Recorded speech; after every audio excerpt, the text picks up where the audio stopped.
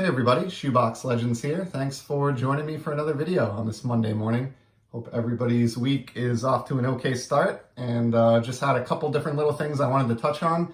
So kind of figured we'll just throw all this together into a little bit of a mishmash video here and touch on a couple different topics. So first of all, just wanted to quickly discuss my hometown Bruins were bounced out of the NHL playoffs last week by the Islanders, who played an awesome, hard-fought series and definitely were the better team who deserved to win. But did want to take a moment and just say that in my opinion, the guy who did the best job representing himself and the city of Boston throughout the entire playoffs was the underrated Brad Marchand.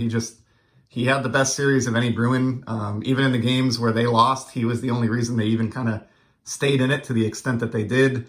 Tremendously successful playoff run, offensively speaking, and racked up some amazing statistics, and he always seems to rise to the occasion and do that every year. I know he's someone who's not loved by all fans of the game and has some weird incidents in his past, like licking an opponent in the face, and so I can totally understand why he has his detractors, but I think what he has done to elevate his offensive game, it's just very hard to ignore.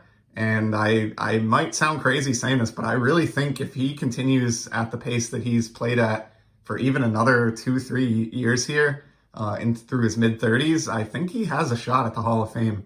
We'll see. He's certainly going to be an on-the-bubble guy, like a Pat Verbeek at the very least. So even though the season came to an end in disappointing fashion, as it always does when you get bounced out of the playoffs, did want to take a moment to just highlight Brad's awesome campaign, and it was also a good excuse to show off that great acetate clear-cut parallel that I've shown here on the channel in the past.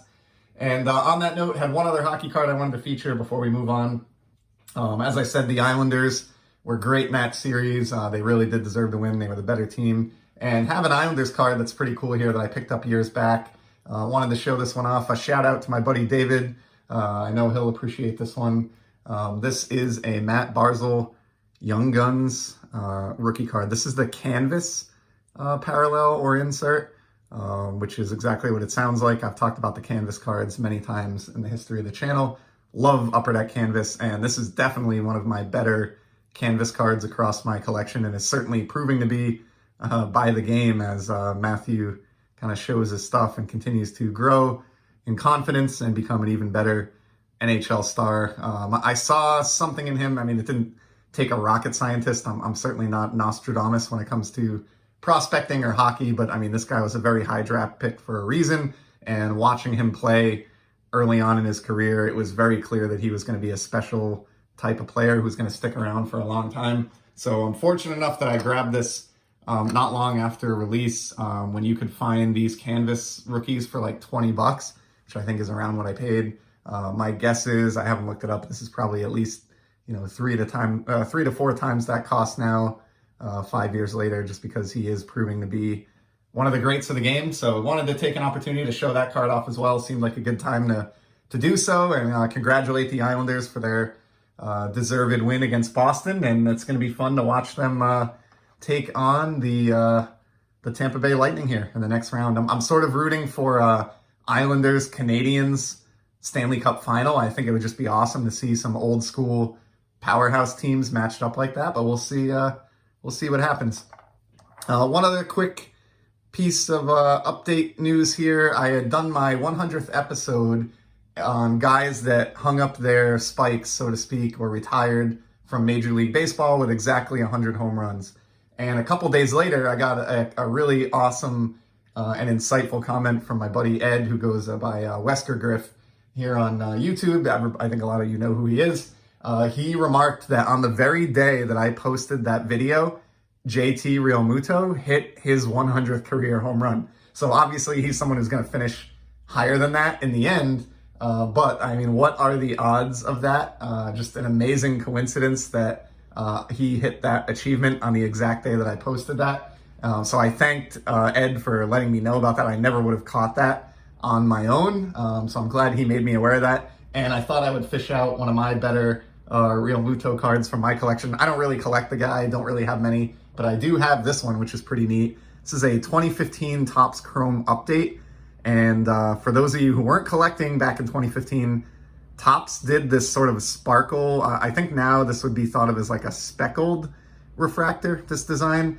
They did this on all of the Topps Chrome update cards in 2015. So this is actually just a base Topps Chrome update, and it looks amazing. Love these cards for that reason. I actually completed this set. It's a pretty small set, like I think 40 or 50 cards only on the checklist. I actually finished it off, and maybe I'll show off actually that completed set someday. That would probably make a fun video, but in the meantime, wanted to pull that one, throw it up in the background here, and definitely give Wesker some props for pointing that out to me. That is just a really, really cool coincidence and a fact that I will always remember now when I hear the name JT Real Muto in the future. So that covers that. And we're about 5 minutes in here, so why don't we just real quickly before we call it a day, I'm going to show off another small batch of cards from my recent ComC delivery that came in. These are all going to be shiny because that's kind of just the mood I was in when I was going through this particular order. Here's a nice purple chrome refractor from Topps Heritage of Whit Merrifield. Talked about him a few times on the channel. Guy is, I don't know how he's faring this year, maybe a little bit down from the couple years prior to this, but definitely an underrated contact hitter and stolen base threat who I like a lot. Corey Seager. This one goes out to Pepino Man, a nice Donruss Optic blue. Even though this is an unlicensed product, I've mentioned this before, this is one of the few unlicensed sets that I absolutely adore and can look past the lack of logos just because of the great color and the 1990 Donruss inspired design. So I was happy to grab this one for my Shiny Card Z Folio, and it is numbered out of 299, so not that rare, but just love the aesthetics of this with the blue.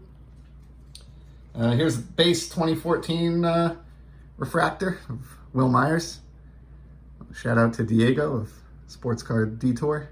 I know he collects Will. If you need this one, Diego, let me know. I'll throw it in the stack of goalie cards I have going for you. But love the Rookie Cup card here of Will, and just a total sucker for refractors, as I've mentioned so many times. Here's a guy I've featured once or twice, grabbed another one of his, Edin Dzeko. Used to watch him in the Premier League, and thought this Select Purple was really neat. This is the first ever Select soccer set from back in 2015, so snagged that for less than $1. Sticking with the purple theme for a minute, here's a Yu Darvish out of 2014 from his time with the Rangers. Love me some purple refractors, and this is going right on into the Purple Z Folio that I've shown off in previous episodes as soon as I'm done shooting here.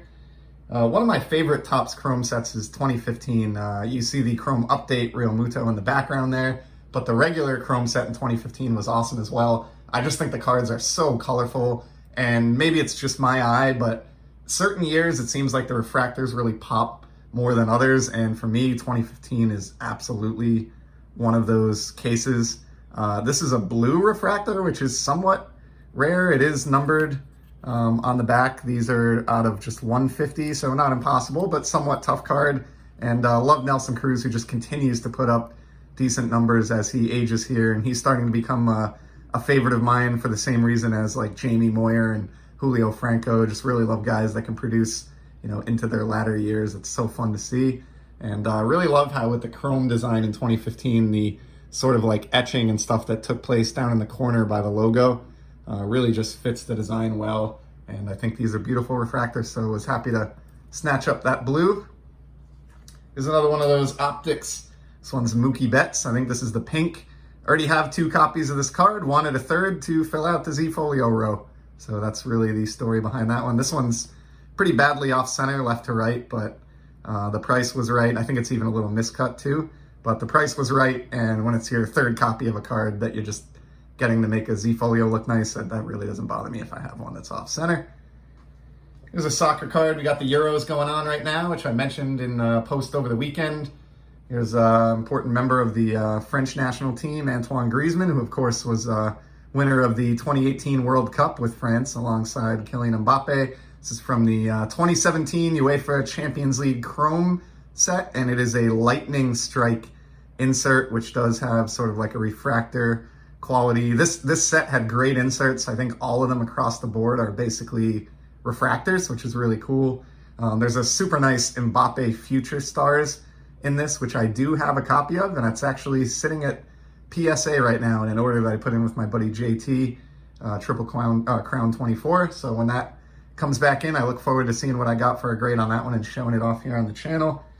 Here's one I've already shown twice in ComC videos, and this is my third and final copy of it. The Danica Patrick Silver with that weird, creepy, artistic eye in the upper left corner. I don't really know what's going on there, but again, as I said the first two times I showed this, just a super cool, shiny Panini card with great etching. Even though I'm not a big racing fan, I do at least recognize her by name, and I just thought this was a neat one to put in my other miscellaneous Z-Folio. So this is the third and final copy of this one, probably the last time you'll be seeing it on the channel as such, but I did want to complete one row of this card in a Z-Folio, so that's why I grabbed 3. Back to 2015 Chrome, here's another nice blue refractor. Guy that I liked a lot for a while, Adrian Gonzalez, and look at the shine on that. These cards are absolutely gorgeous, and a Dodgers blue refractor is just great. I know this guy kind of maybe didn't pan out or meet the very high expectations that folks had for him, but he still had a very decent career, and just love the aesthetics of this card and couldn't help myself, especially I think this was like 75 or 80 cents. So for a refractor numbered to 150 of team color matching semi-star, that sounded good to me. Here's an orange one for that Z-Folio. This is part of my Red Sox team set from 2010 Topps Chrome. Needed this John Lackey. Found this John Lackey for like 40 cents. Purchased this John Lackey, and it'll be going into the Z-Folio in a minute here. There's a basketball card. Actually, you pulled 2 of these for this video. The first is a nice Paul Pierce. I had a little bit of controversy recently. It doesn't bother me in the least. I like this guy. He was awesome with the Celtics. Of course, brought a championship to the city of Boston. This is a later career card of his with the Brooklyn Nets, but I love these Crusade parallels. They're just, the shine is amazing. And so grab this for my basketball card Z-Folio. Paul Pierce has some pretty good representation in there, just because his cards seem to be really cheap for whatever reason. And since he was a longtime Boston athlete who I admired and saw play in person quite a few times even, I snatch up his stuff when it's available for pennies and looks as good as that card does. There's a purple Bogarts from the 2019 Heritage release. This is the Chrome Purple Refractor. I already have one of these. Plan here was to put one in the Bogart Z-Folio and one in the Purple Refractor Z-Folio. So simple as that. Can still get these for like $1 or $2, which is just criminally underpriced if you ask me. If you're on ComC, do yourself a favor and grab a couple of these Bogarts refractors. You will not regret it. There's a 2013 Topps Chrome. This is a blue refractor featuring Evan Longoria.